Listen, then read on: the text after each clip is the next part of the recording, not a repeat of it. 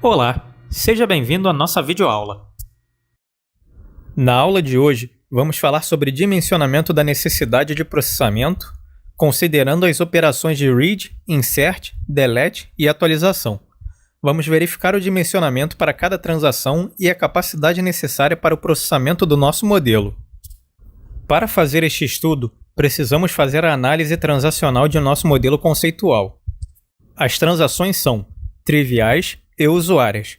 As triviais são as necessárias para a manutenção do conjunto, e as usuárias são as que são declaradas por nossos usuários. Só temos conhecimento delas se os usuários nos falar sobre elas. Quando estamos levantando as transações do usuário, fazemos uma lista de todas as transações que o usuário necessita. No nosso exemplo, emitir nota fiscal de um cliente, gerar o relatório de notas por cliente, totalizar as vendas de um vendedor por dia. Junto ao usuário, devemos verificar a arquitetura da transação. No nosso estudo, para definir a melhor arquitetura da transação atividade incluir cliente, verificamos a que está aparecendo no nosso slide. Então, eu vou dar um read no cliente e fazer essa pesquisa por CPF. Esse CPF deve complementar o nosso modelo de dados. Existindo, deve aparecer código do cliente, nome do cliente e CPF. Nesse caso, eu vou abandonar a transação. Vou fazer um rollback.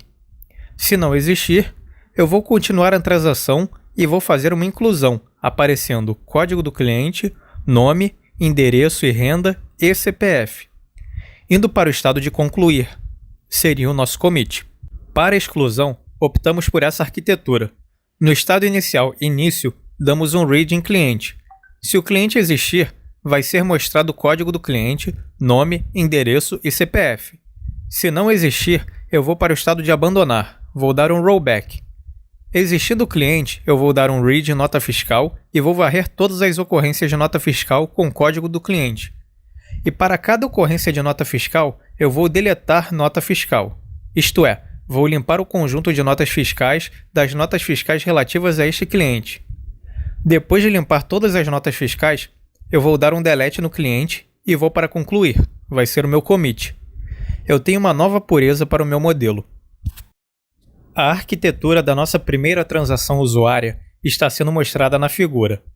Eu saio de início e dou um read em cliente com o código do cliente e CPF. Encontrando o cliente, eu mostro o código do cliente, nome, endereço e CPF. Caso eu não encontre o cliente, eu vou para o estado de abandonar. Existindo o cliente, eu vou dar um read na nota fiscal com o código da nota fiscal. Achando a nota fiscal, eu vou dar um read nos itens de nota fiscal. Eu vou ler todos os itens de nota fiscal. Enquanto existirem itens, eu vou listar esses itens. Acabando de ler todos os itens, eu vou dar um concluir em nota fiscal. Outra transação usuária é gerar o relatório de notas fiscais de um cliente. Da mesma forma, eu vou dar um read no cliente com o CPF e o código do cliente, apresentando o nome e CPF. Caso o cliente não exista, eu vou dar um rollback. Existindo, eu vou dar um read nota fiscal. Enquanto existirem notas fiscais, eu vou listar código da nota fiscal, data e valor da chave e código do cliente. Caso não exista, eu vou dar um rollback e abandonar a transação, e vou fazer isso até concluir a transação. A última transação usuária do meu modelo é totalizar vendas por dia e está exibida na imagem. Eu vou dar um read no vendedor com o código do vendedor, nome, e vou dar um rollback caso eu não tenha encontrado o vendedor. E vou dar um read em nota fiscal com o código da nota fiscal. Caso não ache nota fiscal, vou abandonar. Existindo a nota fiscal, vou apresentar data e valor, e vou fazer isso para todas as notas fiscais até a conclusão da transação. Depois de fazer um estudo transacional definindo a arquitetura de cada transação, eu verifico as necessidades de utilização, junto ao usuário do sistema. Essa imagem apresentada mostra os dados que foram passados pelo cliente. Incluir cliente, 2.000 ocorrências por dia. Excluir cliente, 10 ocorrências por dia. Alterar cliente, 20 ocorrências por dia.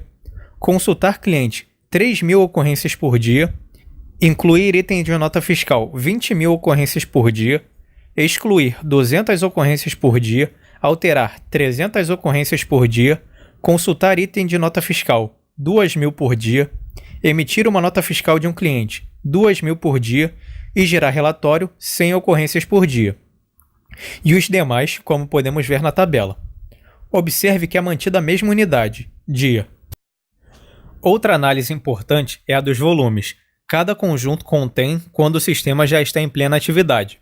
Eu tenho 10.000 clientes para 30.000 notas fiscais. Portanto, para cada cliente, eu tenho 3 notas fiscais.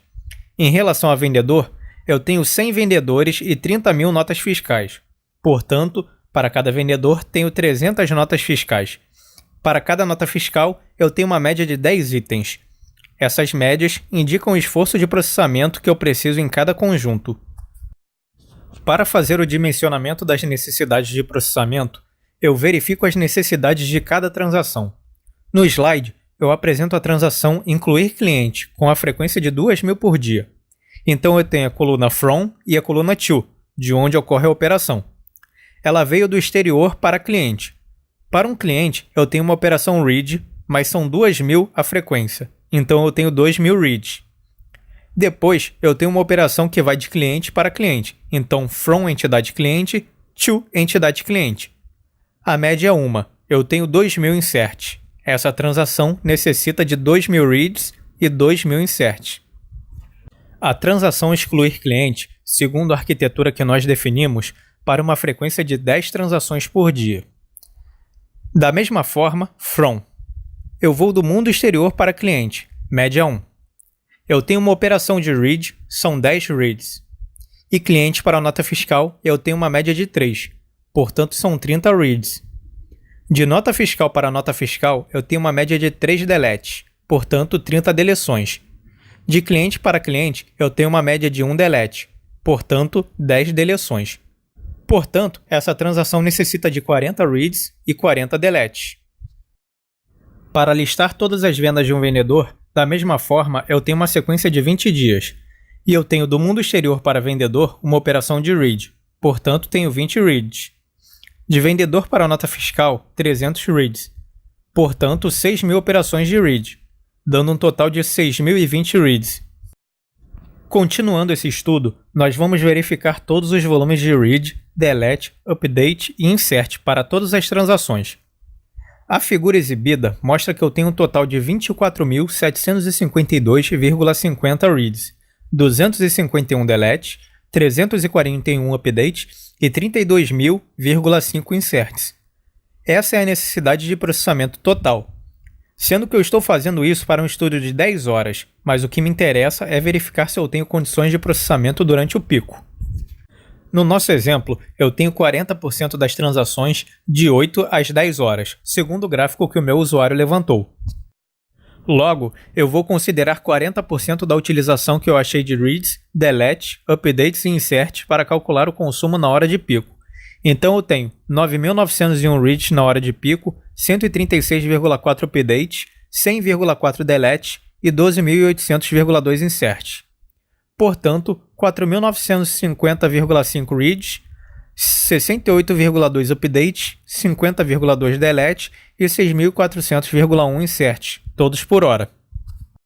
Se eu não tenho o tempo necessário para fazer um read, um insert, um delete e um update, eu tenho que obter isso através de massa de dados.